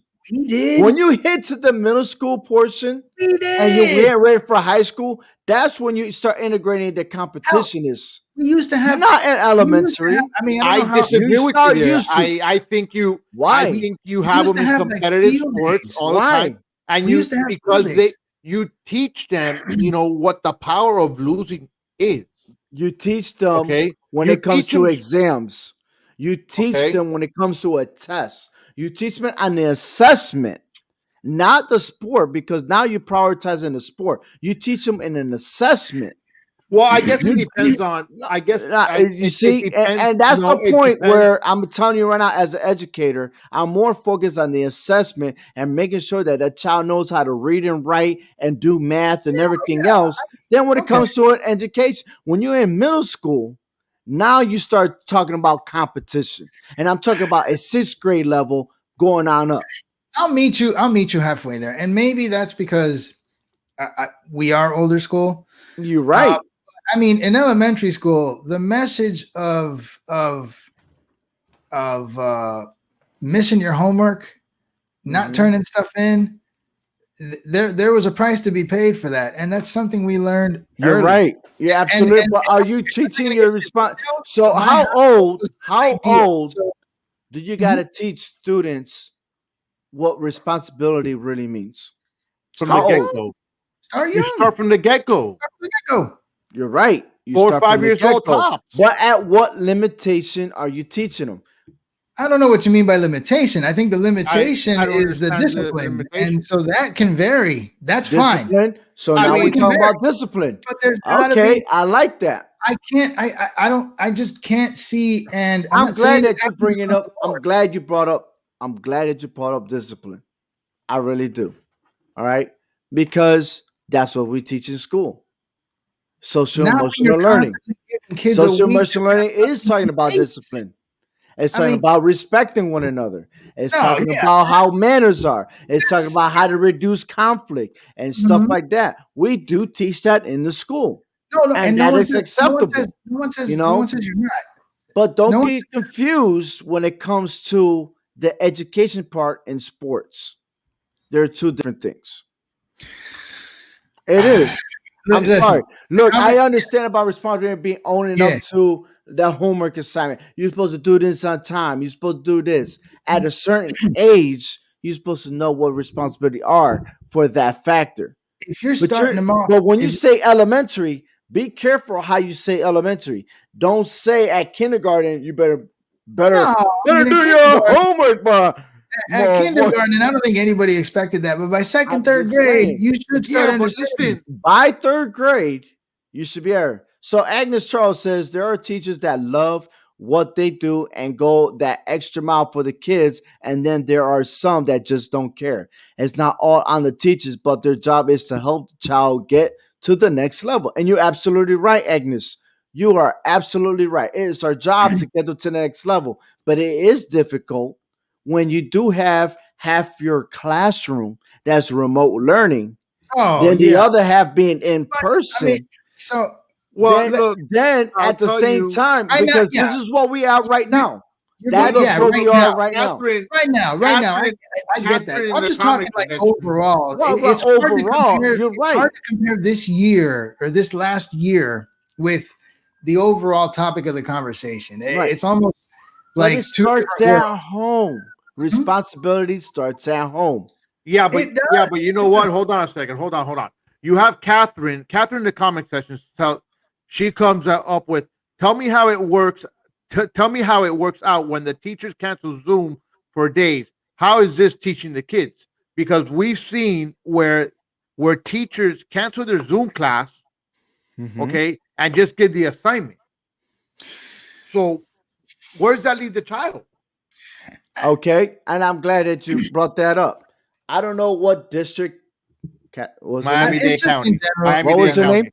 In general. Catherine. Okay, Catherine. I'm glad that you point that out. I can't. I don't have the answers to all that. You know, I don't know what other districts are doing. I just know the fact that in the district that I'm at, we try to do our best to put the kids back in school, Right. even throughout the pandemic. That is our goal. And I'm gonna tell you this: in my classroom, I got 20 kids. I'm not even supposed to have 20 kids, but we're So not gonna say no to the class size kids limit if over there, too? the parents are trying to work. You know what I'm saying? To make a living for their household, and then we're gonna say, "Oh no." But on the top of that, when they cancel Zoom, okay, I know in fact that in the Google Classroom, hopefully that teacher has videos because watch this. There's this thing called Loom, or there's this thing called whatever it is they do to record their audio Mhm. to where they explain everything about the assignment. I hope that that teacher, that if they cancel Zoom for some odd reason, because hey, teachers do go through some stuff. You know what I mean? That Mhm. what happens when the teachers don't show up to school? Oh, we have a substitute teacher, right? Right. I Right. hope that in that classroom, in that Google Classroom, that they click on the link and there's a teacher with their voiceover explaining this is what an assignment looks like. A Yeah. video or audio, whatever it is, because that's what is going on with us, the remote learners. You think they're Mhm. going to be on from 8:30 in the morning to 2:30 in the afternoon, 24/7? No, absolutely not.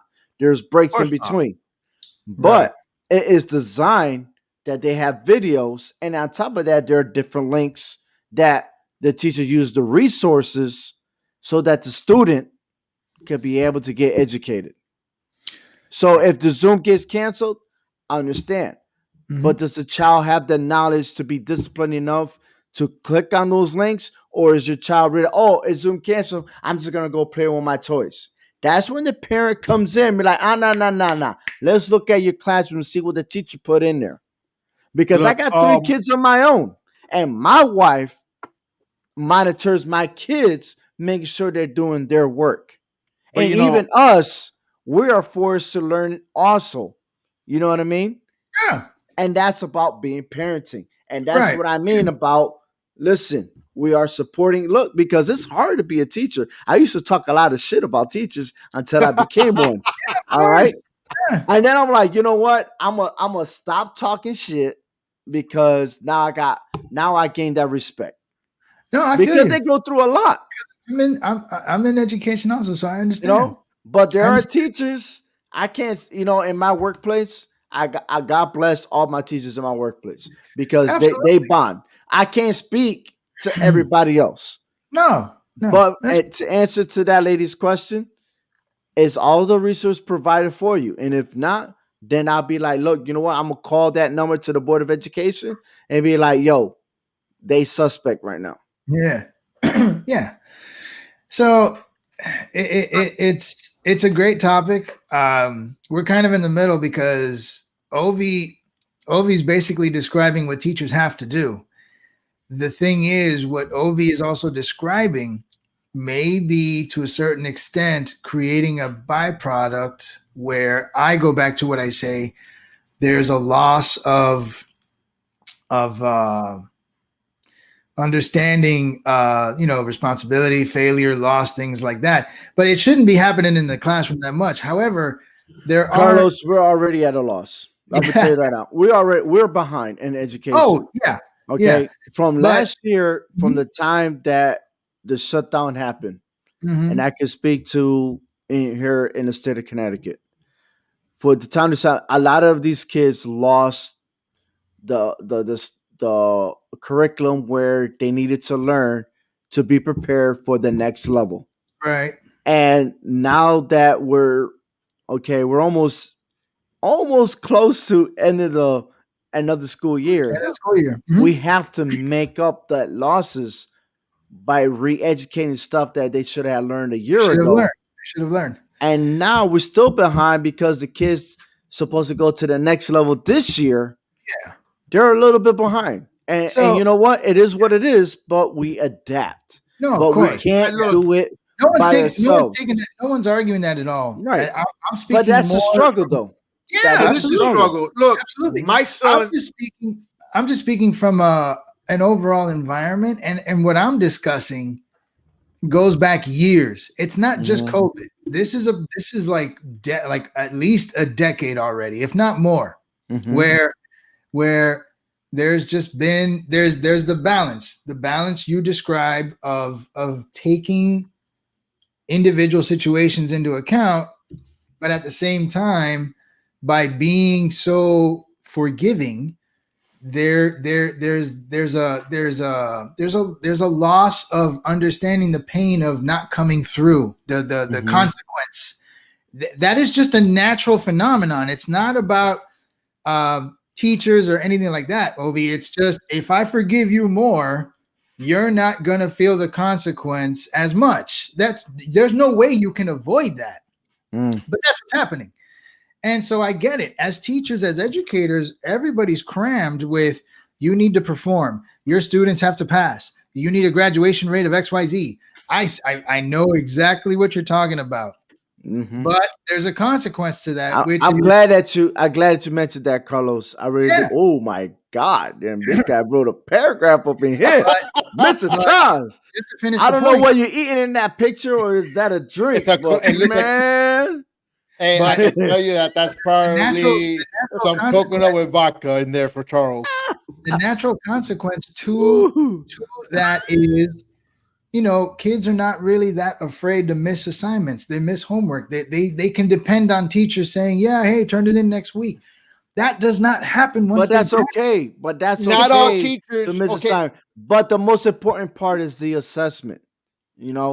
The assessment is the most important part. That is the golden key It is to the the education, assessment is because important. you cannot be behind on the assessment when No, it you comes time to do the reading assessment. I just think it has real the low literacy. I can't say reading. I have to say literacy and mathematics. That is the most important thing. Can they pass that? Can they make it to the next level?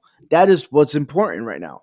But does that? Well, does you know that- what? Look, does Anita, that teach them about deadlines? Does that teach them about timelines? Does When that they teach get them older, make sure- that will be emphasized. the thing But is, I think- again, why? question. That's I why got a we have question. parent I teacher got a conference, right? All right. Question Every for you quarter, guys. every semester, you have a parent teacher conference, right? Right. No, No, we sit down with the parent. not here. okay, You don't. I mean, if you're doing good, they don't. Yo, need, they you got to don't- do Zoom now because we don't do close contact. But Hey, regardless, hold on. I got a question here. I got a question, Carlos. right? I understand you got a What question. kind of? Thanks. Yeah, all Frank right. has a Frank. question. Frank What has kind of? a question, ladies and gentlemen. Hold on for a second. Hold on. No, Frank, okay. you got Ovi. the floor. Ovi, thank you. Thank you for allowing me to have the floor on my show, Ovi. Thank you. So, okay, Ovi, what kind of school do you teach in? It's an elementary school, correct? Right, it's a public school. I know that, but it's an elementary school, is what I'm saying. No, it's a No? kindergarten through 8th grade. Okay, K K through through 8. Mhm. Okay, Carlos, and you're in a what? In a K through 8 also? I'm actually like more district level at this point. I've done that. Okay.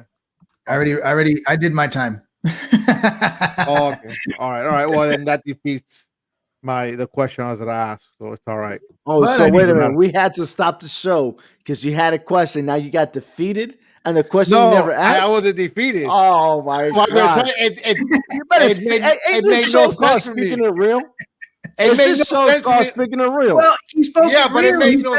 He said he I didn't have spoke it real. I said that's it. There's no question more wants to questions. coach. Okay, I gotta Because stop you the there. point, I gotta the stop, point, Frank. the I gotta point, stop no, you, the Frank. point that I I gotta was stop going you. at, the point that I was going at was okay. Ovi's speaking about an educational, educating from the elementary school level. Cause you opened the Okay, door. Yeah. right, which is fine. And then to me, the way that I'm hearing Carlos is talking about older kids. Is what I got. But it doesn't matter what age or whatever it is. Everything is still the same. It's I'm the way gonna you tell you. educate it. No, you're right. But when Ovi was saying that it's okay for the child to miss an assignment, here or there, Carlos like, no, you can't miss no assignment.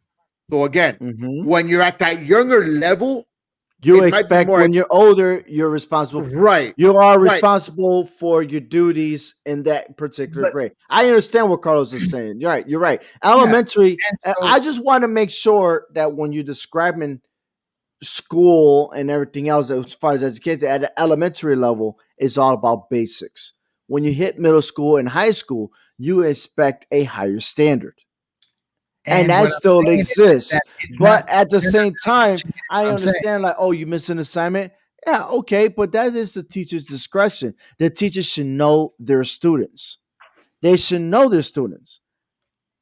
You see what I'm saying? I got 20 something students in my classroom, and I got a few that are remote. It's my responsibility to know my students. Of course. I got to know their strength and weakness. If they're struggling on something and they have difficult time and we're communicating, yeah, you know what? You missed your assignment. All right, man. You know what? This is what you have to do and get it in because I already know. How Now, often there's do you this thing. Very, I don't know, like very few. I'm not. Very If you talk about a student that does it every single day, like, oh my god, no, because that's why a teacher's supposed to communicate with the parent or the guardian. You know what I mean? It works both ways. You know what I'm saying? Might be situations where a parent, and I believe me, I got some disgruntled ones. It happens. Oh my your god, fault. believe me. Your Oh, fault, Ovi, it's all mira, your- mira. Hello, Man. what? And you gotta be so professional. What did you do? What did you forget to teach him? Oh, ma'am. Yeah. Well, Carlos, your son or your daughter, let's talk about his No. assessment. What did you forget to do? Exactly. exactly. And so this right here, this also goes back to what we were talking about at the beginning because we kind of swerved into the menagerie of education. Parents like that, coupled with what I still feel is an environment where there is a lot of forgiveness and you can really do no wrong type of attitude. You melt all that, and then you've got what we've got today, where people are getting canceled because of feelings are hurt. Now they don't like it, get rid of it, and just that. I think all of that has led to a consequence of what we're kind of dealing with today in society. That's just my take, but you say that, but my biggest battle is the way we teach our kids, the way we teach our reading, the way we teach our writing, the way we teach our math.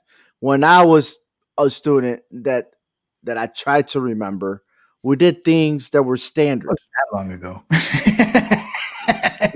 Well, you must not know my age. But at the same time, Ovi's only a couple years younger than us. See, that's what I'm saying. He just doesn't have that many whites. un poquito nada más, pero anyways. Un ching ching. But hey, like things are different the way we were taught things. And we just have to adapt. And that's all. And I cannot speak everybody. I can't speak your district. I know that in the platform that I'm in, I can honestly say that we take pride in what we do.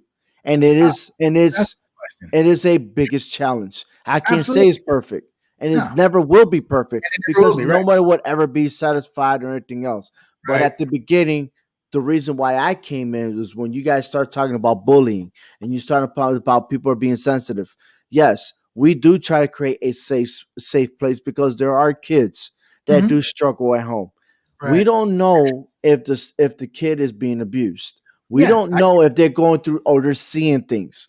So we try to establish that, you know what, Carlos, and I'm using you as like, let's say you're 8 years old or something like that, right? Carlos, it was a tough this year. is a safe place, okay? And sometimes when we talk about things, believe me, it's happened to me already that they start opening up and they'd be like, you know what? I'm happy that I'm here because I see you, Mr. Muniz, or I see you, Mrs. Keene, or I see you, Mr. Cuesta. I see you, Coach. You guys are like my family. You know how touching that is when a student that's very open, and I'm like, and then you're left wondering, oh, what is going on? What is she going through? And then you tie things together. I'm like, oh my God, she's going through some stuff. You know what I mean? And you try your best to be there for them, but we have limitations. You know what I mean? And it's not about being sensitive because there are things you don't know if the child's being abused. You don't know if the child's surrounded by drugs and alcohol and everything else like that. You know what I mean? Right. And so it's very important that we do create that safe space. And if they do decide to open up, what are you going to do then? I'm not a psychiatrist. So how do you eliminate it when they get older? Because that they're carrying that all the way through adulthood. And that's kind of why we are right now. Yeah, but okay. You got a great point, Carlos, but there's always someone there.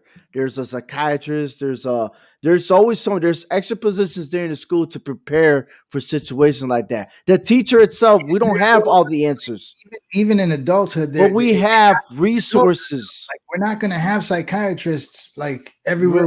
Carlos, we always do. Carlos, We look, always do. look, if it's not in the school, there's always somebody there.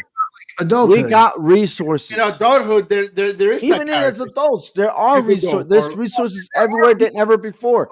There are more resources now than we were when we were little kids. Right, but it's affecting the overall climate. Is it really?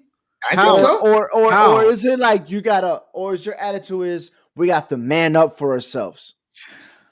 No, if that's the mindset. Look, we know about ADHD, we know about autism, we know all these variants of people that affects our way of thinking. You know what I'm saying? So you got to take that into consideration. Even today, I'm still learning every single day. I'm learning something new about something that blows my mind, right? I do. But I am not a subject matter expert. There is always somebody there that's a subject matter expert and be like, hey, I need help. Let's educate.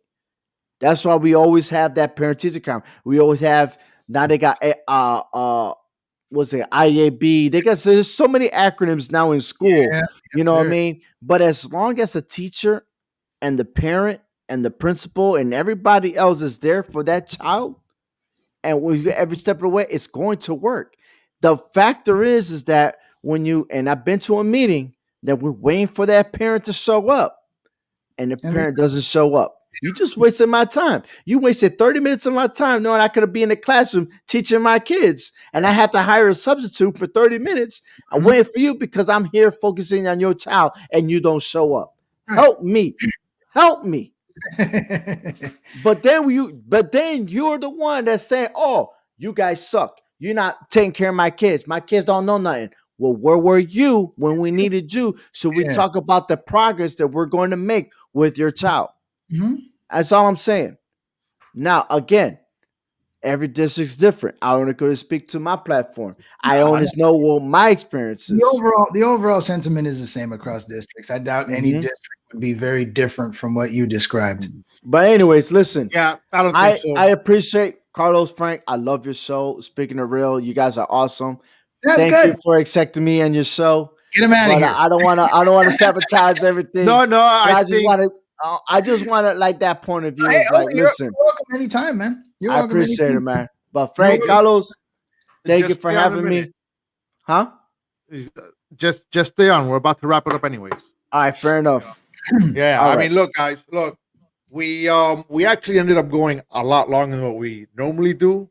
You know, when we hit these topics, we got to hit them My hard. bad. And no, it's all right. It's all Ovi's fault, right? We'll blame it. Look, Ovi, you added a completely different view to this show today.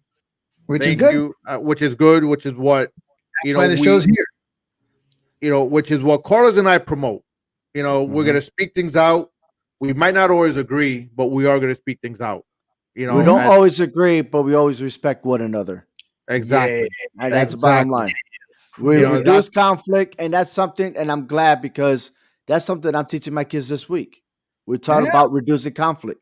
You know, there's no name calling, there's no you guys bullying and stuff like that, but there are examples where you know, look, we can have a legit talk, and you guys are the same way as ClovercrestMedia.com, which supports I'll Piss You Off Shortly, where Rob Benjamin always talking smack and everything else. But we all respect, even Divided We Stand, a political show as well. And of course, I'm not going to cancel out my own show, the HHW show, the Hard Hitting Wrestling Show. We always find something, a character of professional wrestlers that use their gimmick, and we put it into reality. And Carlos, I would love for you to be in our show, man. I really do. Oh, you know, Frank actually told me about the show, and I told him honestly, man, I haven't been watching wrestling since like the 90s. But sometimes it's not about wrestling; it's about what we learn from the gimmick and we put it into reality. You know, there are things that happen around the world that they try to use that as a gimmick, and they'll be like, you know what? That does make sense. Not a lot of people think about it because all they care about is the action and everything else, but it's the storyline. Right. So, but anyways, Frank, it's all you, buddy. Take it off. Take it away. Oh, perfect. All right, look, just make sure you guys check us out. If you like this podcast, you know what? Share it with somebody you think that needs to hear it. Share it with somebody that doesn't need to hear it. Just share it along. We are on all podcast social medias. You know, wherever you get it, you know, we're there. You might not agree with what we're speaking, or you might agree with what we're speaking, but at the end of the day, we're speaking it real. Absolutely. See you guys next week. Everybody have a great weekend. We'll see you next week. Thank you, Agnes Charles. I love wiffle ball. No other way to explain it. Just something about the game. The feel of the grass. Smacking that ball all over the field. Making plays. Diving head first, whatever it takes to get the job done. That's what wiffle ball means to me. Striking out grown men. Watching their knees buckle on a called third strike. Sit out, bud. And then, of course, the home runs. The base hits. The big home runs at the big moments. That's a whiff of greatness. Join us all season long for the Joe Aguirre Story, a CMG podcast.